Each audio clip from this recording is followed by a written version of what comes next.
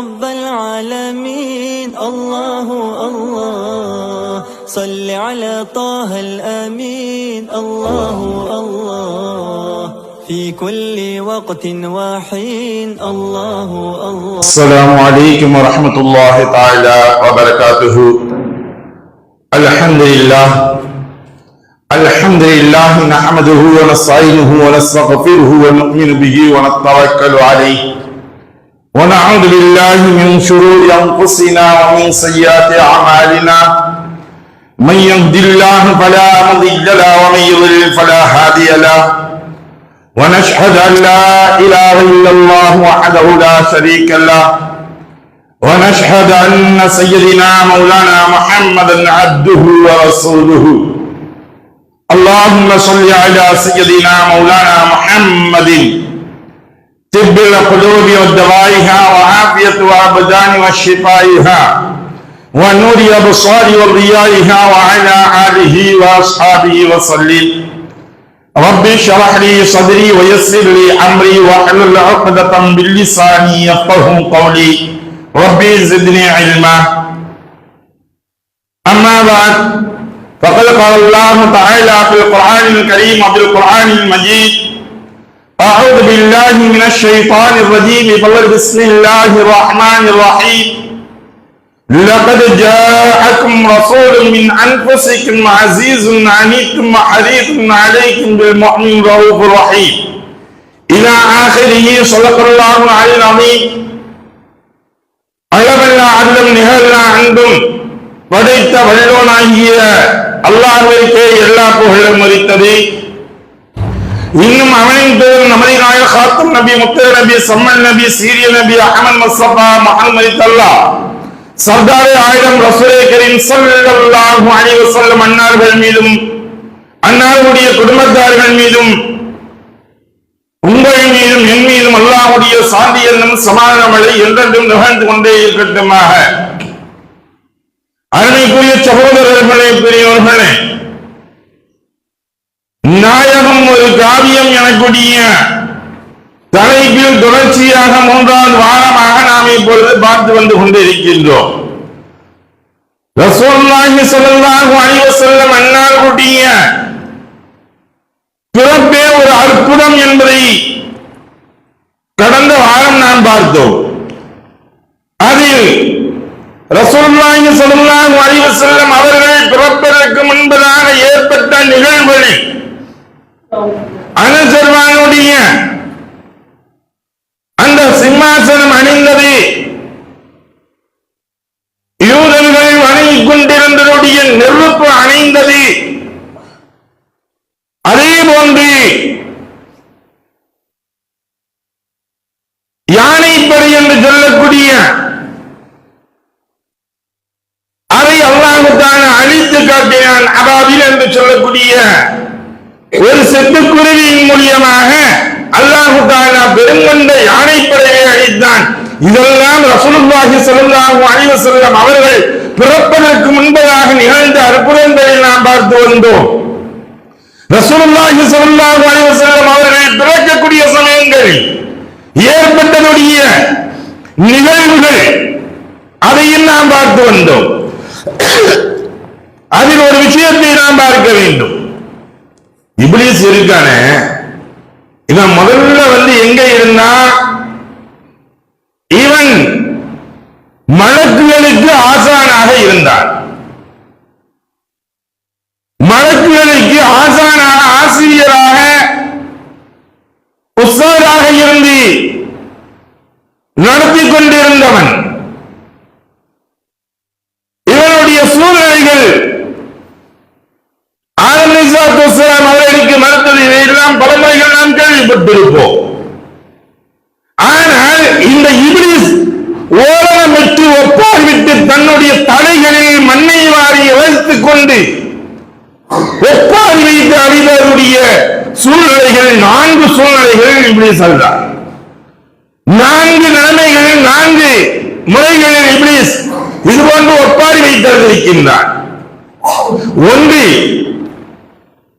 ஆதம் அலைஹிஸ்ஸலாம் அவர்களுக்கு சஜ்ஜாத் செய்வதற்கு மறுத்தபோது அல்லாஹ் தஆலாவுடைய சாபத்திற்கு ஆளான போது அபா அவஸ்தக்பர இப்லீஸ் என்று அல்லாஹ் தஆலா சொல்லி காட்டுகின்றானே, அவன் நிராகரித்தான், அல்லாஹ்வுடைய சாபத்திற்கு ஆளானான். இந்த சமயத்தில் ஓலனை விட்டு ஒப்பாரி வைத்து அழுதான். இரண்டாவது சூழ்நிலை, இப்லீஸ் அழுதது சொர்க்கத்தில் இருந்து அல்லாஹ் தஆலா தூக்கி வீசப்பட்டவர்கள் என்றார். சுகபோகத்தை அணிவித்துக் கொண்டிருந்தவன், அனைத்தையும் அணிவித்துக் கொண்டிருந்தவன், சொர்க்கத்துடைய அனைத்தையும் செய்து கொண்டிருந்தவன் இப்லீஸ் அந்த சொர்க்கத்தில் இருந்து தூக்கி எறியப்பட்டார். பூமிக்கு எறியப்பட்ட பொழுது அழுதான், ஓலனை விட்டு ஒப்பாரி வைத்து அழுதான். மூன்றாவதாக நம்முடைய உயிருக்கு உயிரான உயிரில் மேலான முத்துநபி முஹம்மது முஸ்தபா ரசூலே கரீம் ஸல்லல்லாஹு அலைஹி வஸல்லம் அன்னார்கள் ஜனித்த பொழுது, அவர்கள் பிறந்த பொழுது இப்லீஸ் ஓலனை விட்டு ஒப்பாரி வைத்து அழுதான். அன்னைக்கிலிருந்து இன்னைக்கு வரை இப்லீஸ் ஓலனை விட்டு ஒப்பாரி வைத்து அழுதான். ரசூலுல்லாஹி ஸல்லல்லாஹு அலைஹி வஸல்லம் பிறந்த நாள் வரும்பொழுதெல்லாம், பிறந்த தினங்கள் வரும்பொழுதெல்லாம் ஓலமிட்டு ஒப்பாரி வைத்து அழுது கொண்டிருக்கின்றான். அடுத்து நான்காவதாக அல்ஹம்து சூரா இறக்கப்பட்ட பொழுது இப்லீஸ் ஓலனை விட்டு ஒப்பாரி வைத்து அழுதான். ரசூலுல்லாஹி ஸல்லல்லாஹு அலைஹி வஸல்லம் அவர்கள் ஜனித்து விட்டார்கள், இந்த பூமியில் பிறந்து விட்டார்கள் என்று சொன்னபொழுது அழுவதற்குரிய காரணம் என்னவென்று தெரியுமா? மக்களை மிருகத்தை விட கேடுகட்டவர்களாக இருந்தவர்கள், ஐயாமுல் ஜாஹிலியாவுடைய காலகட்டத்துடைய அந்த காலகட்டத்தில் இருந்த மக்கள் மிருகத்தை விட மிகவும் கொடூரமானவர்களாக இருந்தார்கள். நம்ம பார்க்கலாம், தெருக்கல்ல இரண்டு நாய்கள் சண்டை போட்டுக் கொண்டிருக்கும். ஒரு தெருக்களில் இருக்கக்கூடிய நாய் இந்த தெருக்களில் வந்துவிட்டால் இப்பொழுது அதை பார்த்தவுடனேயே இது சப்தங்கள் இட்டு கரித்துக் கொண்டிருக்கும். அது தன்னுடைய இனம்தானே என்று சேர்க்கக்கூடிய எண்ணம் அதற்கு இருக்காது. இது என்னுடைய ஏரியாக்களில் புகுந்து விட்டாய் என்பதாக எண்ணிக்கொண்டு அது கரித்துக் கொண்டிருக்கும். சண்டைக்கு அங்கு இருக்கக்கூடியவர்கள் எல்லாம் அழைத்தது போன்று அழைத்துக் கொண்டிருக்கும். இது நாயுடைய பண்புகள். இது போன்றுதான் அன்றைய ஐயாவுடைய ஜாஹிலியாவுடைய காலகட்டத்தில் தன்னுடைய வீட்டத்துடைய பொருள் அண்டை வீட்டத்தில் ஏதாவது ஒன்று செய்துவிட்டால் சண்டைக்கு வந்து விடுவார்கள். வாயில்லா ஜீவன் ஒன்றும் அறியாது. நம்ம இன்னைக்கு பார்க்கலாம், தெருக்கள் நம்ம வீட்டில் வளர்ப்பு பிராணிகளாக இருக்கக்கூடிய ஆடு, மாடு, பூனை, இந்த வளர்ப்பு பிராணிகளாக இருக்கக்கூடியத விட்டோம்னா அது இங்கே இருந்துகிட்டு இருக்காது. அது வெளியே செல்லும், ஆங்காங்கே செல்லும். செல்லக்கூடியது அன்னை வீட்டிலிருந்து வாய் வைத்து விடுவது என்பது இயற்கைதான். இந்த சமயங்களில் இதுபோன்று ஒட்டகம் என்பது அவர்களுடைய கால்நடைகள், வீட்டுகளில் இருக்கக்கூடிய பிராணிகள். இந்த பிராணிகளை வளர்த்துக் கொண்டிருக்கக்கூடிய சமயங்களில் அடுத்த வீட்டுல பக்கத்து வீட்டுல போய் இன்று தண்ணி குடிச்சிருங்க, அண்டை வீட்டுல போய் இன்று தண்ணி குடிச்சிடும். இந்த தண்ணியை குடித்தது என்பதின் காரணத்தினால் வாழையடி வாழையாக சண்டை வந்து கொண்டே இருக்கும். அவருடைய சூழ்நிலைகள் அப்படி இருந்தது. இறக்கக்கூடிய சமயங்களில் வசீரா என்று சொல்கின்றோமே, இந்த வசியத்து என்று சொல்லக்கூடியது அவர்கள் செய்து வைக்கக்கூடியது என்ற சமயத்தில் செய்து வைப்பார்கள். பக்கத்து வீட்டுக்காரனுடைய ஒட்டம் வந்து நம்ம வீட்டில் தண்ணி குடிச்சிருச்சு, அவனை விடக்கூடாது, அவனுடைய பரம்பரையை விடக்கூடாது, அழிச்சரணும், ஒழிச்சம். இது ஐயாமுடைய ஜாமுடியாவுடைய காலகட்டத்தில் நடந்த நிகழ்வுகள். இப்படி உள்ள சூழ்நிலைகள் எதற்கு சண்டையிடுகிறோம் என்பதை கூட தெரியாமல் சண்டையிட்டுக் கொண்டிருப்பார்கள். என்னங்க சண்டை தெரியல, எல்லாம் போனாங்க, நான் போனேன். என்ன விஷயம் அது தெரியாதுங்க, எல்லாம் சண்டை போறாங்க, நானும் சண்டை போட்டேன். அண்டை வீட்டுகளுக்குள், அண்டை நாடுகளுக்குள், அண்டை மாநிலத்திற்குள் ஒவ்வொன்றாக இவர்கள் சண்டை என்பது இல்லாத காலகட்டமே இல்லை என்று சொல்லும் அளவிற்கு இருந்து கொண்டிருப்பார்கள். குலங்களாக, கோத்திரங்களாக, இனங்களாக பிரிந்து சண்டை விட்டுக் கொண்டே இருப்பார்கள். இப்படி இருக்கக்கூடியவர்களைத்தான் திருத்தி மிருகத்தை விட கேடுகட்டவர்களாக இருந்தவர்கள் இவர்களை மனிதர்களாக இல்லை இல்லை புனிதர்களாக ரசூலுல்லாஹி ஸல்லல்லாஹு அலைஹி வஸல்லம் அவர்கள் மாற்றினார்கள். மாற்றுவதற்காக அவர்கள் வந்திருக்கிறார்கள் என்பதன் காரணத்தினால் தான் இப்லீஸ் அங்கே தோப்பாடியை தள்ளி அழுதார். கியாமத்துடைய அடையாளம் ஒன்று உலகம் முழுவதும் இஸ்லாத்துடைய ரசூலுல்லாஹி ஸல்லல்லாஹு அலைஹி வஸல்லம் அவருடைய உம்மத்தினர்கள் வந்து விடுவார்கள். நன்மையினுடைய பலன்கள் அதிகமாக பெறக்கூடியவர்களாக இருந்து கொண்டிருக்கின்றார்கள். இந்த உம்மத்தினருக்கு அல்லாஹு தஆலா கொடுக்காத பல்வேறு அற்புதங்கள் பல்வேறு நியமத்துகளை அல்லாஹு தஆலா இந்த உம்மத்தை முஹம்மதியாவிற்கு அல்லாஹு தஆலா வழங்கியுள்ளார். லைலத்துல் கத்ருடைய இரவு நம்ம சொல்றோமே 1000 ஆண்டுகளை விட சிறந்த ஒரு இரவு என்று இது எந்த உம்மத்தினருக்குமே கிடைக்காத ஒன்று. ஏனைய நபியினா மூசா அலைஹிஸ்ஸலாத்து வஸ்ஸலாம் அவர்களுடைய கவும்களை எடுத்து பார்த்தால் அவர்களுக்குரிய சட்டதிட்டங்களை பார்த்தால் உடம்பிலேயோ அல்லது உடையிலேயோ நஜீஸ் என்பது பட்டுவிட்டால் அதை அவர்கள் அறுத்து களைய வேண்டும். அவர்களுக்குரிய சட்டம் உடையில இருந்துச்சுன்னா அதை வந்து கசக்கலாம கூடாது, கட் பண்ணி அவங்க தூக்கி போட்டணும். நீக்கக்கூடிய முறைகள் அவர்களுக்கு அப்படி இருந்தது. ஆனால் உம்மத்திய முஹம்மதியாவிற்கு அல்லாஹ் தஆலா கொடுத்த பெரிய நியாமத் என்ன? எல்லா நஜீஸ் ஏற்பட்டிருந்தாலும் சரி அதை இவர்கள் தண்ணீர் ஊற்றி கழுவி விடலாம். நாய பண்டியோ இருகள் மேற்கண்டு எச்சங்களோ எச்சிகளோ பட்டுவிட்டால் கூட இவர்கள் கழுவும் பொழுது ஒரு முறைகள் மண்ணால் கழுவினால் அது சுத்தமாக ஆகிவிடும். 3 முறை 7 முறைகள் கழுவ வேண்டும். ஆனால் கழுவி சுத்தம் செய்து விடலாம். மூசா அலைஹிஸ்ஸலாத்து வஸ்ஸலாம் அவர்களுடைய கவுமுக்கு அப்படி அல்ல. அதே போன்று நமக்கு ஜக்காத் என்று கடமையாக்கப்பட்டுள்ளது 2.5%. 100க்கு 2000 கொடுக்க சொல்லியிருக்காங்கள. 18% ஜிஎஸ்டி அல்லாஹ் போடலங்க, 24% போடலங்க. அல்லாஹ் சொல்லக்கூடியது 2% தான். இதையே நம்ம கொடுப்பதற்கு தயங்கி கொண்டிருக்கின்றோம். ஆனால் நபியினா மூசா அலைஹிஸ்ஸலாத்து வஸ்ஸலாம் அவர்களுடைய கவுமுக்கு அல்லாஹ் தஆலா கொடுத்தது என்னவென்று தெரியுமா? 50% இவர்கள் ஜகாத்தாக கொடுக்க வேண்டும். 100க்கு பாதிக்கு பாதி இவர்கள் ஜகாத் கொடுக்கணும். அதே போன்று குர்பானி என்று சொல்லும் பொழுது நாம் இன்னைக்கு என்ன செய்யறோம்? குர்பானி கொடுக்கிறோம். குர்பானி கொடுத்துட்டு அது எல்லாம் நம்மளே சாப்பிட்டோம். ஒரு 6 எடுத்தோம்னா 3 பங்கா வைக்கிறோம், வச்சு நம்ம பிரிச்சு சாப்பிட்டோம். ஆனா மூசா அலைஹிஸ்ஸலாத்து வஸ்ஸலாம் அவர்களுடைய கவுமுக்கு அல்லாஹ் தஆலா கொடுத்தது என்ன தெரியுமா? குர்பானி கொடுக்க வேண்டும், கொடுத்து அவர்கள் ஒரு இடத்தில் மலையில் வைத்து விட வேண்டும். அது ஒரு நெருப்பு வந்து அதை கரித்து விடும். இதுதான் அவர்களுக்குரிய சட்டங்களாக இருந்தது. இதெல்லாம் விட மேலான ஒரு சட்டம் என்னன்னு தெரியுமா? இன்னைக்கு உண்மையிலே அந்த சட்டம் மாத்திரம் இன்னைக்கு இருந்துருச்சு, உம்மத்தே முஹம்மதியாவிற்கு இருந்துருச்சு, ஒரு ஆளு கூட யோக்கியம் நம்ம சொல்ல முடியாது. அந்த அளவுக்கு ஆகிப்போம். என்னன்னு தெரியுமா?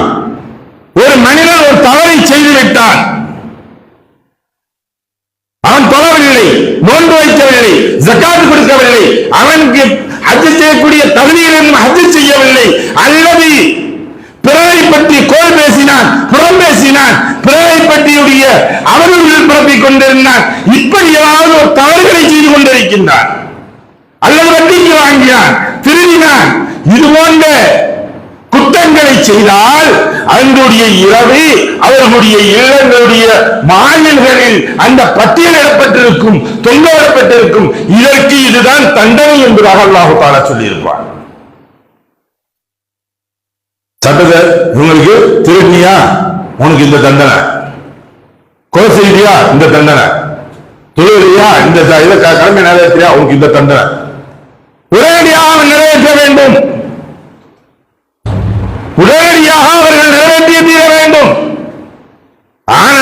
உம்மத்தே முஹம்மதியாவிற்கு என்னன்னு தெரியுமா? அந்த தண்டனைகள் அப்படி நமக்கு யாருக்கும் சொல்றது இல்லை. நம்முடைய நப்சருக்கு நமக்கு தெரியும்.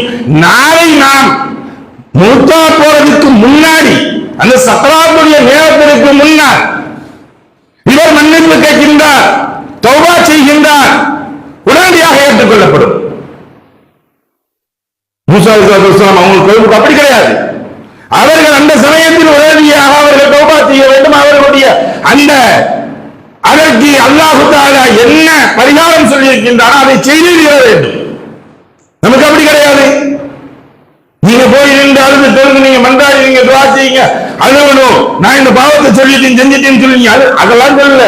நீ மனசுக்குள்ளே நினைச்சு நான் இப்படி ஒரு தப்பு செஞ்சுட்டேனே, என்னுடைய வாழ்க்கையில் நான் ஒரு முறை மதுவை அருந்தி விட்டேனே, என்னுடைய வாழ்க்கையில் ஒரு முறை நான் திருடி விட்டேனே, யாராக என்னை மன்னித்து விடு என்பதாக சக்கராத்துடைய நிலைமைகளில் அந்த கடைசி தருவாயில் ஒரு மனிதன் கேட்கப்பட்டால் கூட அல்லாஹ் தஆலா உள்ளச்சத்துடன் கேட்கப்பட்டால் அல்லாஹ் தஆலா உடனடியாக ஏற்றுக்கொள்வார்.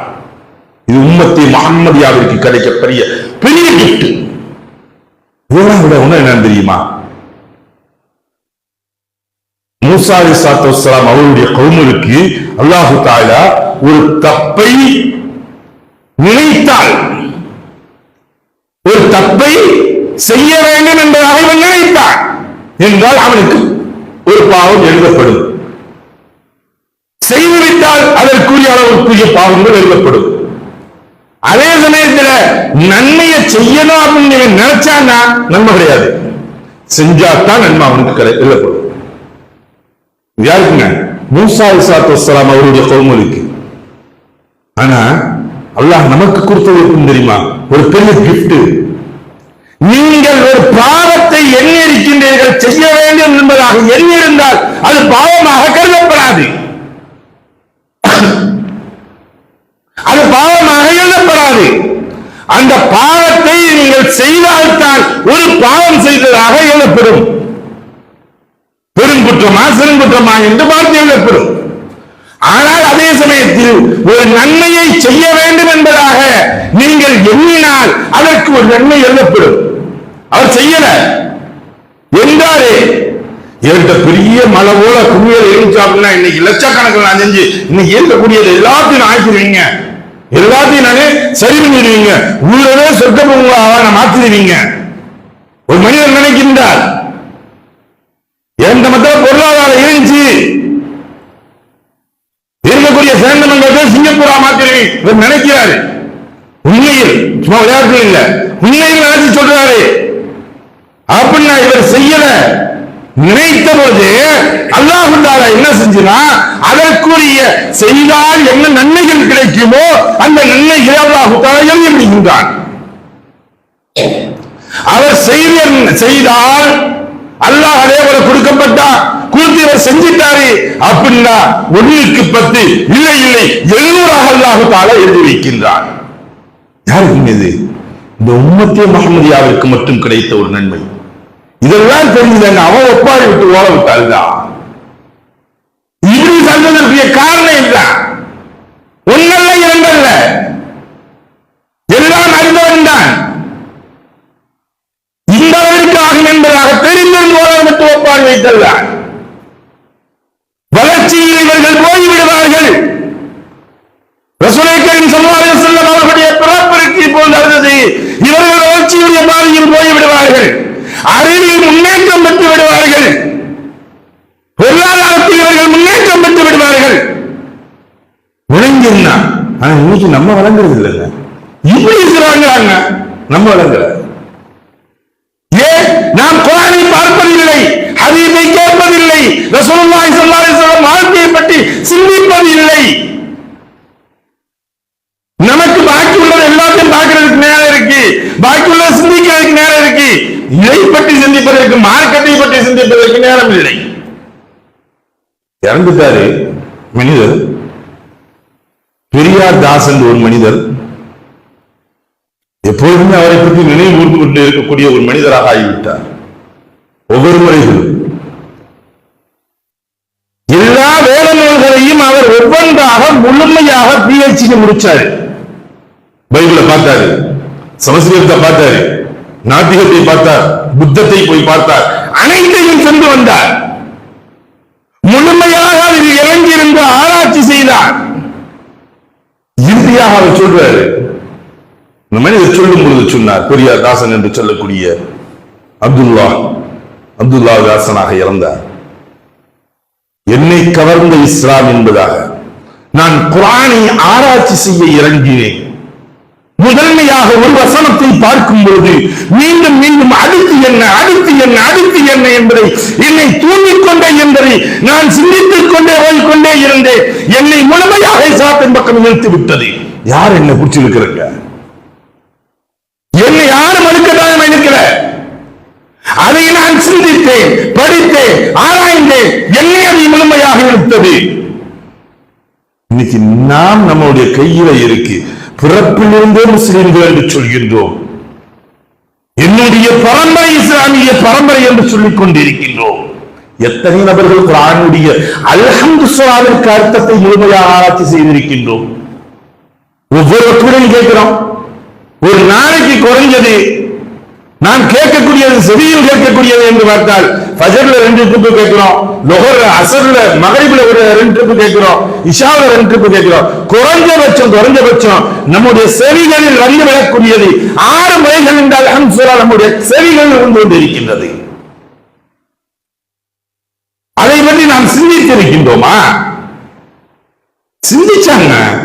இப்லீஸுக்கு தெரிஞ்சு அந்த அல்ஹம்துலில்லாஹ்வுடைய மகத்துவத்தை இப்லீஸ் அறிஞான்.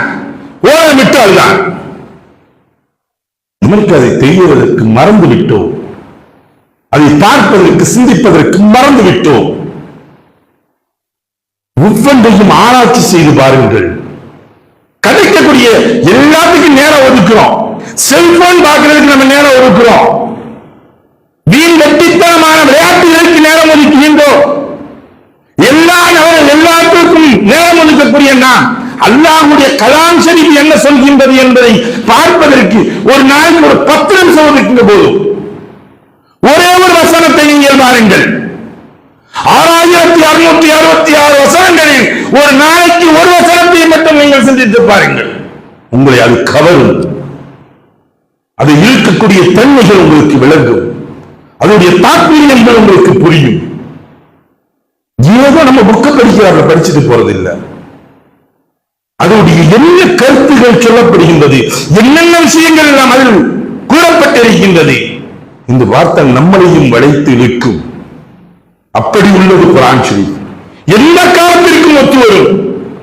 இன்னைக்கு சொல்றோம் டிஜிட்டல் காலம். இந்த டிஜிட்டல் காலம் இல்ல, இதற்கு அடுத்தவழியாக வரக்கூடிய எந்த காலமாக இருக்கட்டும், இதைவிட நவீனங்கள் வரக்கூடிய காலமாக இருக்கட்டும், அதற்கு இந்த குர்ஆன் ஷரீஃப் பதில் சொல்லும்.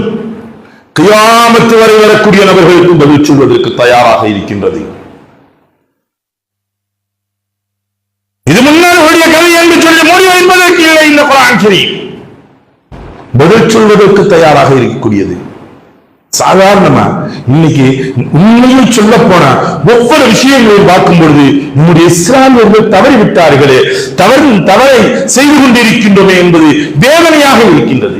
வக்ஃபுடைய சட்டம் நம்ம முன்னாடி வந்திருக்கக்கூடிய இந்த வக்ஃபுடைய சட்டம் என்ன, அதை கொஞ்சமாச்சும் நம்ம ஆராய்ச்சி செஞ்சிருக்குமா? நம்முடைய செல்போனில் இருந்து அதை நீங்கள் கூகுளில் தட்டி பாருங்கள். வக்ஃபு என்றால் என்னவென்று நீங்கள் தட்டி பாருங்கள், அது சொல்லும். இந்த கூகுளுக்கு தெரிந்ததுக்கு நம்மளுடைய அறிவுக்கு தெரியவில்லையே. ஆனால் அழிக்க வேண்டும் ஒழிக்க வேண்டும் என்று சொல்லக்கூடியவர்கள் எடுக்கின்றார்கள். இஸ்லாமியர்கள் எளிமையாட்டியர்களாக கொண்டு வர வேண்டும் என்றால் முதன்மையாக இவர்கள் கேட்கக்கூடிய பொது சொத்துக்களை இதை தின்சம் செய்ய வேண்டும். நினைச்சுக்கிட்டு இருக்க வக்ஃபு தானங்க, அது என்னமோ பள்ளியாசருடைய சொத்து, தர்காவுடைய சொத்து, இந்த சொத்துக்கள் தானங்க போகுது, நமக்கு என்ன? இதை ஒன்றும் இல்லாமல் ஆக்கிவிட்டால் இஸ்லாமியர்களை ஒன்றும் இல்லாமல் ஆக்க முடியும். மூடிக்கிடந்த சிஐஏ மீண்டும் தொடர்ந்து வரும், வாய் திறக்கும். நீர்த்து போன சிஐஏ மீண்டும் வரும், என்ஆர்சி வரும், என்பிஆர் வரும். அவருக்கு தெரியவில்லை. ஏன் தெரியுமா இவ்வளவு ஆரம்பத்தில் பேசக்கூடியது? 2 கோடிக்கு மேற்பட்ட இஸ்லாமியர்கள் இந்த இந்திய நாட்டில் வாழ்ந்து கொண்டிருக்கின்றோம். 2 கோடிக்கு மேற்பட்ட இஸ்லாமியர்கள். இது நான் சொல்லக்கூடிய குறைவான ஒரு கணக்குத்தான், ஒரு தோராயமாக சொல்கின்றேன். வெறும் 2 லட்சம் பேர் தாங்க இதுக்கு, இந்த வக்ஃபு வாரியத்திற்கு, சட்டத்திற்கு எதிராக வாக்களித்திருக்கின்றார்கள். வெறும் 2 லட்சம். அப்ப என்ன கணக்கு? 100 பாக்கி 99 என்ன செஞ்சுட்டு இருக்கோம்? சிந்திக்கிறதே இல்லை. நம்மளுடைய சிந்தனை என்பது அதன் பக்கம் இல்லை. இன்று கடைசி நாள், கொடுக்கப்பட்ட மாதக்கணக்காக கடந்து விட்டது. வக்ஃபுடைய சட்டங்களை அமல்படுத்தக்கூடாது என்பதாக ஒவ்வொரு இடங்களிலும் ஒவ்வொரு நபர்களும் சொல்லிக் கொண்டேதான் இருக்கின்றோம். முதல் ஜுமாவிலேயே ஏற்காக பார்த்தீங்கன்னா, ஒரு மாசத்துக்கு முன்னாடி உள்ள வக்ஃபு சட்டம்னா என்னன்னு நம்ம சொன்னோம். இப்ப அதனுடைய சிந்தனைகள் நமக்கு போகவில்லை. செய்து நாம் எடுக்கக்கூடியது கடைசி தருவாயில் வந்து கொண்டு இருக்கின்றோம். ஏதோ ஒன்று தானே, வக்ஃபு சட்டம் தானே என்பதாக எண்ணி நாம் அசால்ட்டாக இருந்துவிடக் கூடாது. சொத்துக்கள் போனால் பள்ளிவாசல்கள் யார் வேண்டாலும் ஆதிக்கம் செய்யலாம் எனக்கூடிய ஒரு எண்ணம் வந்துவிடும். நம்ம பார்த்து பஞ்சாயத்து தலைவர்கள் எடுக்க முடியாது. அவன் நினைச்சா யார வேண்டாலும் கொண்டு வந்து வைக்கலாம். குப்பனோ சுப்பனோ யார் வேண்டாலும் இங்க வந்து உட்கார்ந்துடலாம். உங்களுடைய சட்டங்கள் எப்படி வேணாலும் அவங்க சொல்லலாம். நாளைக்கு என்ன வேணாலும் இந்த பள்ளிவாசலை கொண்டு வந்து நீங்க செய்யுங்கன்னு சொல்லலாம். எப்படி வேணாலும் நடக்கலாம். நடக்க முடியாதுன்னு சொல்ல முடியாது. ஏன்னா இந்த வக்ஃபு சட்டத்தை திருத்த மசோதாவில் அத்தனையும் இருக்கிறது. பள்ளியுடைய கண்ணியங்கள் முன்னில் பைத்துல் முகத்தஸுடைய ஒன்றுக்காக அவங்க ஏன் போராடினாங்கன்னு தெரியுமா? அந்த நிகழக்கூடிய நிகழ்வுகள் இன்று வரை நடந்து கொண்டே இருக்கின்றது என்றால், அதில் பைத்துல் முகத்தஸிற்கு உள்ளே எத்தனை இவங்க வந்தாங்க போனாங்க, பாதுகாப்பு இருந்தாங்க. அப்பதான் இவங்க அமைதியா இருந்தாங்க. காசா உடையது. என்னைக்கு ஷூக்காலோட உள்ள வந்தானோ, பைத்துல் முகத்தஸ் உள்ள வந்தானோ, அன்னைக்கு தான் இவங்க வந்து தீவிரம் கட்டினாங்க. அவருடைய கண்ணியத்தை போக்குகின்றான் என்பதை விளங்கினார்கள். அமைதியாக முன்பதாக இருந்தார்கள். இன்றும் நாம் சொல்லக்கூடியது அதுதான். ஒவ்வொரு பள்ளியும் பைத்துல் முகத்தஸை போன்று ஆகிவிடும். ஷூக்காலோட போட்டு ஒன்றும் சொல்ல முடியாது. யார் வேணாலும் வரலாம், உள்ள வந்து எப்படி வேணாலும் வரலாம் கூடிய நிலைமைகள் வந்துவிடும். தயவுசெய்து அல்லாஹ்விற்காக வேண்டி, அல்லாஹ்வுடைய சொத்துக்களை பாதுகாப்பதற்கு நம்மால் முடிந்தது ஒரே ஒரு வேலைதான். இந்த வக்ஃபு வாரிய திருத்த சட்டத்திற்கு எதிராக இன்னைக்கு நமக்கு பல்வேறு அமைப்புகள், பல்வேறு எல்லா நபர்களும் அதற்காக வேண்டிய பல்வேறு விஷயங்களை நமக்கு வழிகாட்டி இருக்கின்றார்கள். ஜமாத்துல் உலமாவும் அது வழிகாட்டி இருக்கின்றது. நம்முடைய ஐக்கிய ஜமாத்தும் அதற்கு வழிகாட்டி இருக்கின்றது. ஸ்கேன் பண்ணக்கூடியது இருக்குது. QR ஸ்கேன் எடுங்க, நீங்க அதை ஸ்கேன் பண்ணுங்க, அதுவே வரும். உங்களுடைய இமெயில இருந்து நீங்க அனுப்பிச்சு வைங்க. உங்களுடைய இமெயில இருந்து நீங்க அனுப்பிச்சு வைக்கலாம். அதனுடைய ஸ்டெப்புகள் என்ன எழுதுகிறது இன்ஷா அல்லாஹ் விரிவாக விவரமாக நம்முடைய மாணவர்கள் சங்க அங்கத்தினர்கள் மூலமாக ஒவ்வொரு வீடாக இன்ஷா அல்லாஹ் அனுப்பிச்சு வைப்போம். ஏன்னா எல்லாமே நம்முடைய ஊரில் 100க்கு 100 இதற்கு எதிர்ப்பாக வாக்களிக்கப்பட வேண்டும். நீங்க எந்த ஓட்டு போறீங்க இல்லையோ, இதற்கு நாம் செய்தே தீர வேண்டும். ஆணாக இருக்கட்டும், பெண்ணாக இருக்கட்டும், இளைஞர்களாக இருக்கட்டும், இளைஞராக இருக்கட்டும், ஆண்ட்ராய்டு இல்லாதவர்கள் யாரும் இல்லை. எல்லோரும் செய்யலாம். எல்லோரும் தனித்தனி இமெயில் ஐடி இல்லாமல் ஆண்ட்ராய்டுடைய போனை நான் ஆப்ரேட் செய்ய முடியாது. ஒவ்வொரு இமெயில் இருந்து அனுப்பிச்சுவீங்க.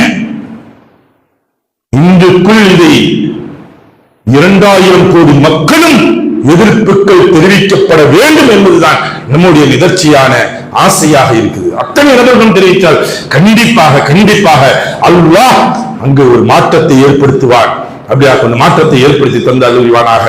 இறுதி வரை உறுதியாக இஸ்லாமுடைய கொள்கைகள், கோட்பாடுகளின் பிரகாரம் சுதந்திரமாக இந்த சுதந்திர இந்தியாவில் கியாமத் வரை நாம் நம்முடைய பிச்சலங்கம் வாழக்கூடிய வாக்கியத்தை வல்லல்லாஹ் தந்தால் உரிவானாக. வாஹத் தஅவானா வல்ஹம்துலில்லாஹி ரப்பில் ஆலமீன். அஸ்ஸலாமு அலைக்கும் வரஹ்மத்துல்லாஹி தஆலா வபரகாத்துஹு.